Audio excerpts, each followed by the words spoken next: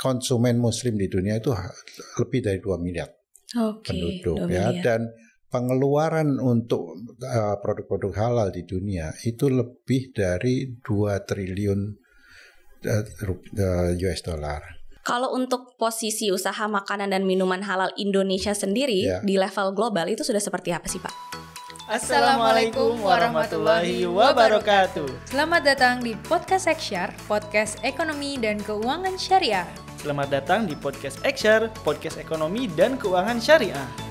Podcast ekonomi dan keuangan syariah bersama Departemen Ekonomi dan Keuangan Syariah Bank Indonesia membahas berbagai isu menarik dan perkembangan terkait ekonomi dan keuangan syariah di Indonesia. Assalamualaikum warahmatullahi wabarakatuh. Sebelum kita mulai nih Pak, kita ada pantun dulu ya Pak ya. Ya, silakan. Jangan lupa Pak, cakepnya Pak. Jalan-jalan ke Kapadokia. Cakep. Jangan lupa naik balon udara. Cakep. Apa kabar Sobat ISEF semua? Semoga semuanya sehat sentosa. Cakep, luar biasa Mbak April. Selamat datang Sobat ISEF, berjumpa lagi dalam episode ke-7 Podcast Ekonomi dan Keuangan Syariah bersama Departemen Ekonomi dan Keuangan Syariah Bank Indonesia. Podcast ini merupakan media yang membahas perkembangan dan berbagai isu menarik seputar ekonomi dan keuangan syariah di Indonesia, yang juga merupakan bagian dari Festival Ekonomi dan Keuangan terbesar di Indonesia, yaitu Indonesia Syariah Economic Festival atau ISEF 2022. Bersama saya di sini Afrilia yang akan memandu podcast ISEF episode kali ini. Judul podcast pada hari ini adalah Panen Cuan dari Usaha Halal Food. Waduh, kalau ngomongin cuan ini pasti seru lah ya. Di sini ada Bapak Adi S. Lukman selaku Ketua Umum Gabungan Produsen Makanan Minuman Seluruh Indonesia atau GAPMI. Selamat datang Pak Adi. Ya, terima kasih Mbak April. Apa kabarnya Pak? Salam sehat semuanya. Amin. Semuanya sehat semuanya ya. Baik Pak, mungkin Sobat ISEF di rumah ini sudah bertanya-tanya apa sih sebenarnya itu makanan dan minuman halal Pak? Mungkin bisa dijelasin dulu Pak. Oke, jadi kalau kita bicara makanan dan minuman halal, tentunya ini karena kami ini produsen makanan dan minuman ya, industri makanan dan minuman ingin memenuhi kebutuhan dari umat muslim. Umat muslim itu membutuhkan makanan yang sudah dinyatakan halal ya, dan ini yang kita terus kembangkan di Indonesia dan juga untuk pasar global. Jadi makanan minuman halal ini sudah memenuhi ketentuan syariah, kaidah kehalalan semua, dan kita di industri makanan minuman itu biasanya membangun sistem jaminan halal dari hulu ke hilir, karena halal itu tidak hanya sekedar makanan diperiksa halal atau tidak, tapi kita harus menyiapkan mulai dari bahan bakunya sampai prosesnya semua gitu. Kadang-kadang orang bilang air ini kan sudah pasti halal ya. Mungkin airnya halal tapi dalam proses belum tentu halal ya. Jadi ada proses penyaringan, ada proses pemanasan. Nah, semuanya itu diperiksa biasanya oleh auditor halal. Dan setelah dinyatakan itu semua aman, baru kita mendapatkan sertifikat halal seperti itu. Oke Pak. Tapi kalau kita berbicara makanan dan minuman halal ini bukan cuma dari konsumennya saja Pak ya, tapi juga produsennya juga gitu selaku pelaku usaha. Benar. Nah, untuk perkembangan usaha makanan dan minuman halal di Indonesia sendiri Pak, itu sudah seperti apa sejauh ini? Saya kira gini, kalau kita bicara makanan halal, penduduk Indonesia itu 87% muslim.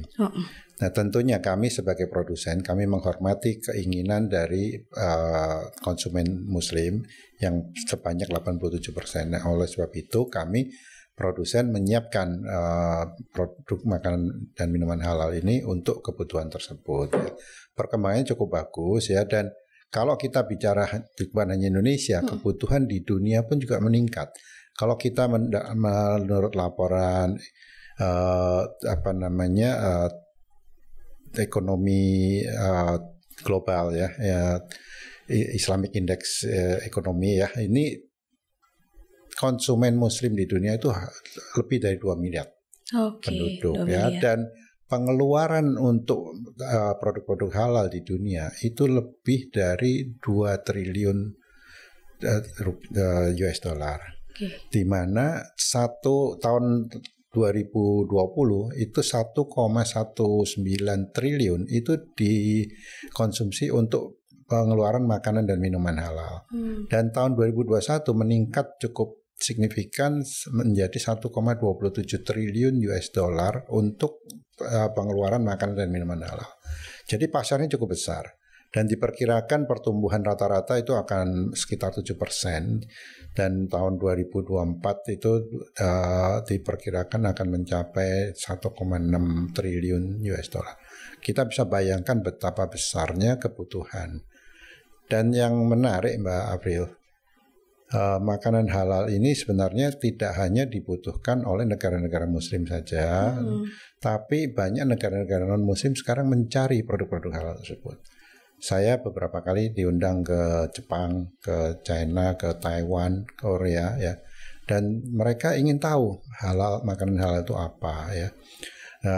Kan tentunya kalau kita bicara halal, tentunya halal dan thayyiban ya. Jadi dianggap makanan halal ini lebih aman, lebih higienis dan lain sebagainya, sehingga sudah menjadi common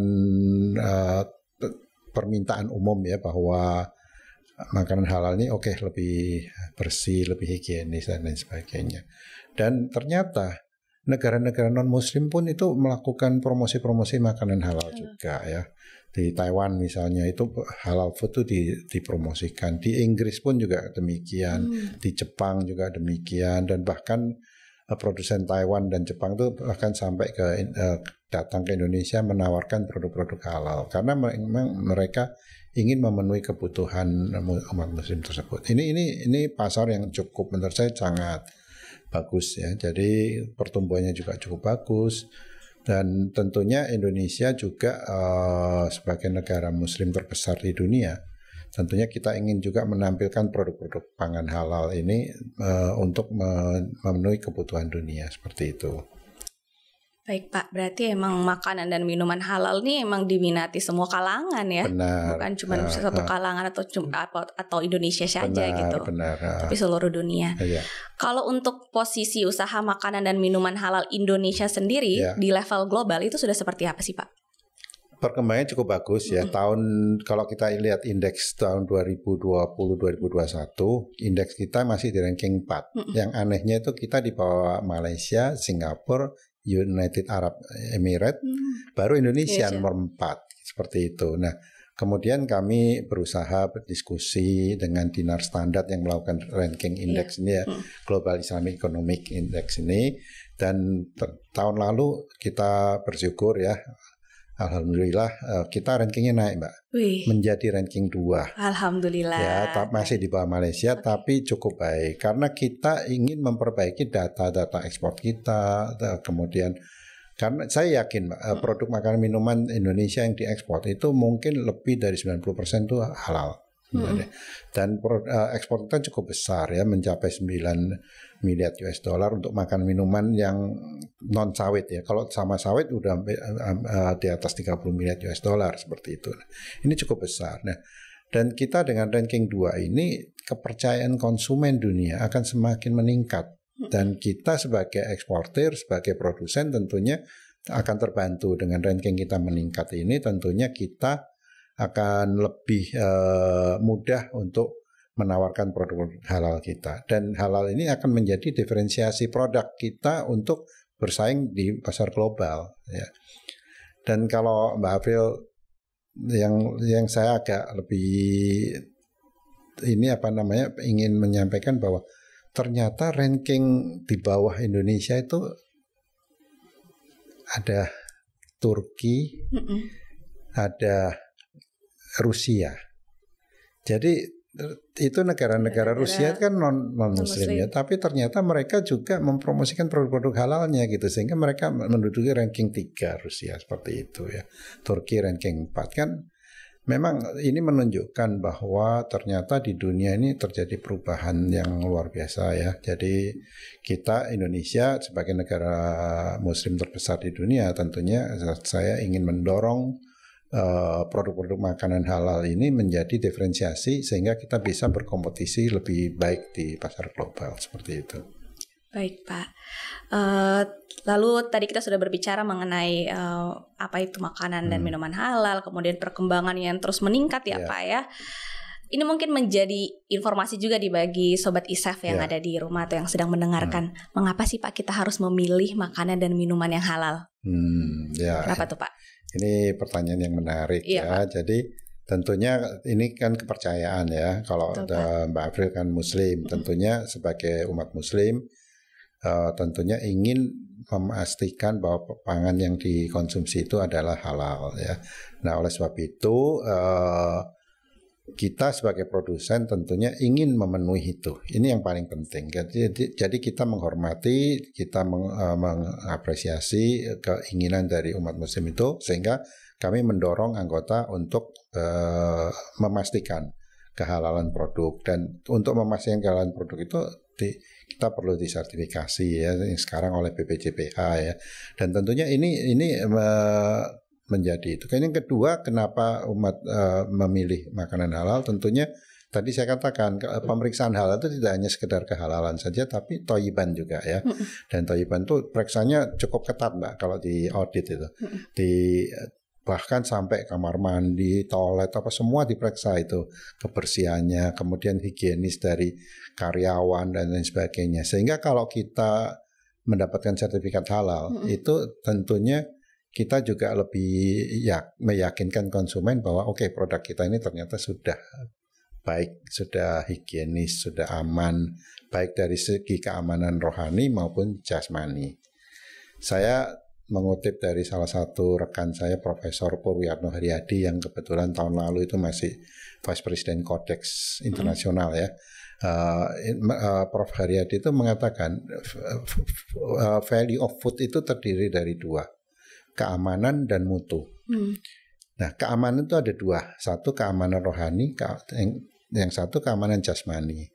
Nah, itulah keamanan rohani itu salah satunya halal. Ya, kalau ada di Amerika itu ada kosher juga ya, tapi halal ini juga menjadi keamanan rohani. Nah, keamanan jasmani itu tentu keamanan pangannya gitu ya, harus higienis dan lain sebagainya. Nah, kalau tanpa dua keamanan ini, tentunya value of food itu atau value-nya itu akan menjadi rendah atau bahkan tidak punya nilai sama sekali.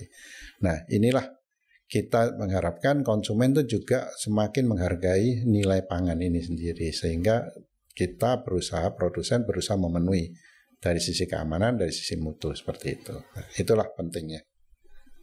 Jadi memang penting ya sertifikasi halal ini dalam pengelolaan makanan dan minuman halal ya Pak. Seberapa penting itu Pak? Ya, apalagi sekarang ketentuannya memang wajib ya. Wajib sampai Indonesia itu sampai tahun 2024 untuk makanan dan minuman itu wajib halal ya. Nah, tentunya sudah ada ketentuannya, sudah ada undang-undangnya, sudah ada PP-nya. Tentunya kami dari produsen ini sangat penting untuk memenuhi ketentuan itu. Kami compliance terhadap aturan itu sangat penting bagi industri makanan dan minuman. Sehingga saya selalu mendorong anggota untuk memenuhi ketentuan-ketentuan yang ada, baik itu ketentuan Badan POM, BPJPH maupun yang lain-lainnya. Dan kalau kita sudah mendapatkan sertifikat, tentunya kita akan ada keunggulan produk kita bagi konsumen itu bisa memilih. Kalau sudah ada sertifikat berarti konsumen lebih yakin, lebih aman gitu ya, lebih merasa aman untuk mengkonsumsi. Inilah pentingnya seperti itu. Berarti penting untuk diperhatikan mengenai sertifikasi halal untuk makanan dan minuman halal sendiri Pak. Mungkin tadi kita juga udah berbicara mengenai perkembangan industri makanan dan minuman halal di dunia. Kalau untuk dalam negeri sendiri Pak, bagaimana para produsen makanan dan minuman Indonesia sendiri untuk mendorong perkembangan industri makanan dan minuman halal di domestik atau di Indonesia memang sendiri, di Pak? dalam negeri kalau kita bicara tentang pertumbuhan industri makanan dan minuman cukup bagus ya. Di tengah pandemi kita tetap tumbuh positif. Tahun lalu kita tumbuh 2,5%. Tahun ini sampai Q1 kemarin kita tumbuh 3,5% ya. Nah, ini cukup bagus ya, sehingga secara umum yang tadi saya katakan hampir sebagian besar produk pangan olahan di Indonesia itu sudah halal ya, sudah halal. Meskipun ada pangan-pangan yang dinyatakan non halal ya, itu untuk kebutuhan yang non muslim seperti itu. Nah, kalau kita lihat perkembangan sertifikasi produk halal ini juga cukup baik, meskipun tantangan bagi BPJPH itu kalau semua mandatori halal ini tentunya sangat tantangan yang luar biasa. Karena apa? Karena kalau kita lihat dari data BPS, industri kecil mikro rumah tangga pangan, industri pangan kecil mikro rumah tangga itu mencapai 1,7 juta. Itu sangat banyak sekali. Industri menengah besar itu kira-kira 9.000. Nah, kalau kecepatan BPJPH ini mensertifikasi halal ini tidak dipercepat, tentunya saya khawatir mandatori yang sampai 2024 semua wajib halal ini akan menjadi berat. Maka dari itu kalau menurut PP dan aturan BPJPH kan ada self declaration. Jadi industri kecil mikro rumah tangga itu diperbolehkan menyatakan produknya halal sepanjang sudah diperiksa oleh pendamping. Pendamping itu baik dari perguruan tinggi atau dari lembaga-lembaga yang berwenang untuk memeriksa kehalalan. Mereka kalau sudah diperiksa, mereka belum mampu bersertifikat, mereka boleh menyatakan self declaration, menyatakan saya produknya halal meskipun belum bersertifikat.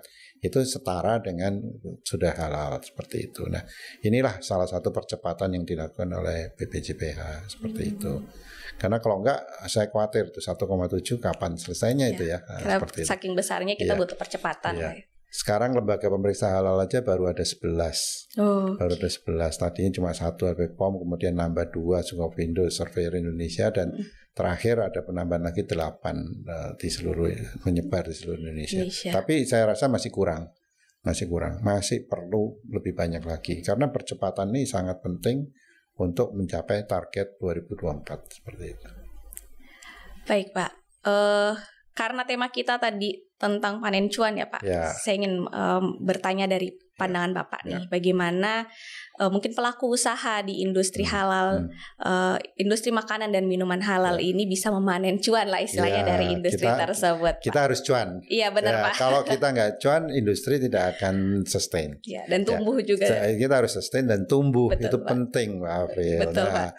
Maka dari itu dengan adanya sertifikat halal, ini kita memberikan kepuasan kepada konsumen, keyakinan konsumen untuk mengkonsumsi pangan halal. Nah, kalau konsumen sudah puas, sudah yakin, tentunya konsumen mau membeli atau memilih produk-produk yang halal. Nah, inilah nilai dari itu. Nah, kalau konsumen mau membeli dengan nilai yang wajar, tentunya ini akan menghasilkan cuan. Nah, ini kalau di Kadin kita cuan gini. Cuannya kayak gini. Jadi kita Kadin memperkenalkan cuan. Dan kita mau tidak mau industri dan ini harus cuan supaya sustain dan bertumbuh seperti itu. Dan kita bisa berkontribusi untuk negara, pajak dan lain sebagainya. Nah, itulah nilai keyakinan konsumen itu akan memberikan industri atau produsen lebih yakin untuk menyediakan produk-produk yang bernilai tambah ya, dan value added-nya itu sangat penting sekali. Nah, disitulah cuannya kita gitu.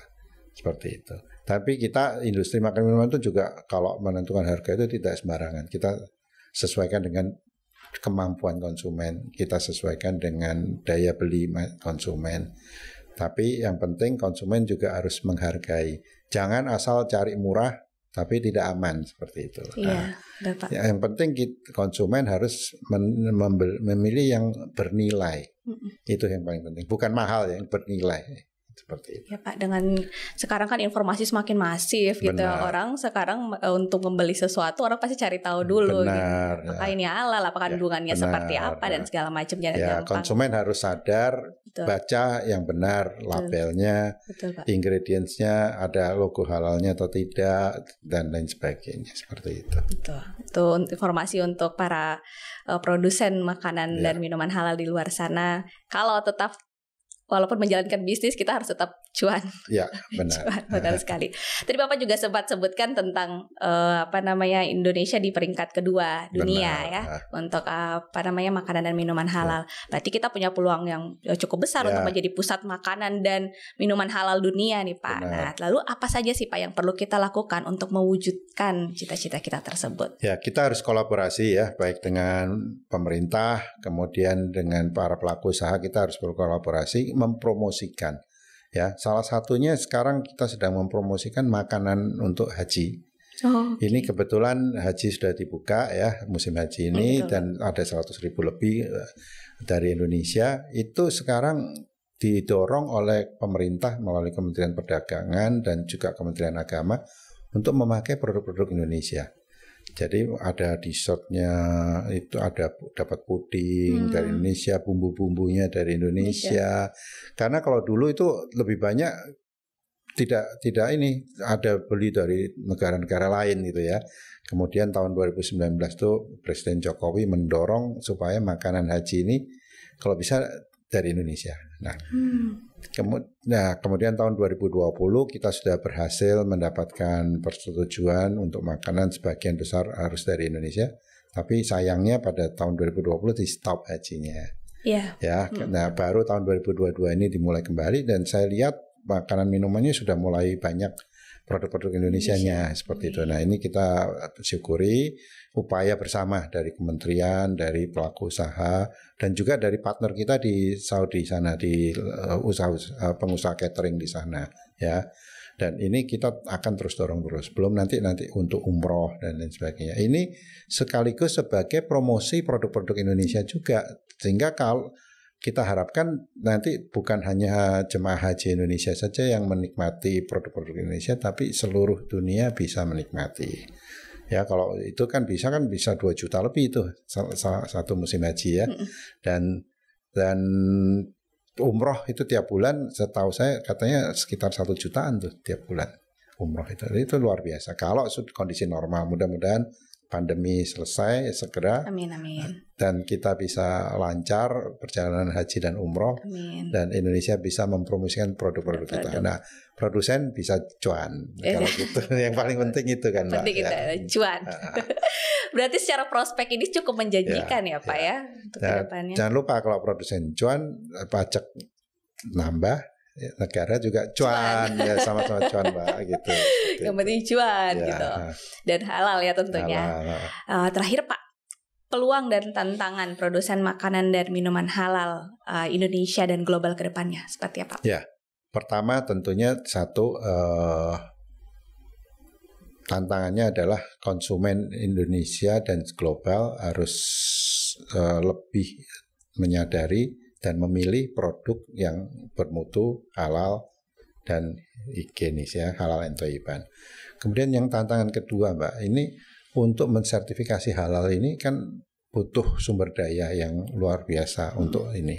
Karena pertumbuhan industri makanan minuman itu sangat cepat sekali.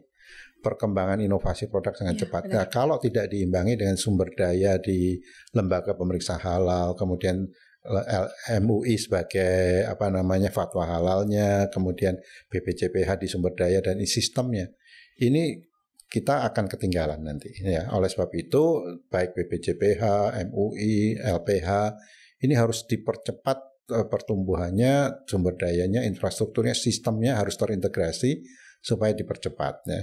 Memang BPJPH sudah mentargetkan timeline ya, tapi ini sampai sekarang memang masih menjadi tantangan karena sumber daya di BPJPH masih terbatas, sistemnya masih terbatas, sehingga ini perlu didorong. Ini tantangan kedua ya.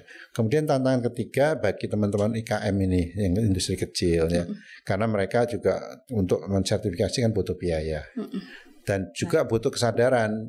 Kalau teman-teman IKM sadar, kemudian biaya kurang, pemerintah sekarang kan membantu ya melalui biaya murah. Kalau IKM itu cuma 300.000 Mbak untuk sertifikasi ya, tapi kadang-kadang 300.000 juga berat juga untuk industri rumah tangga ya.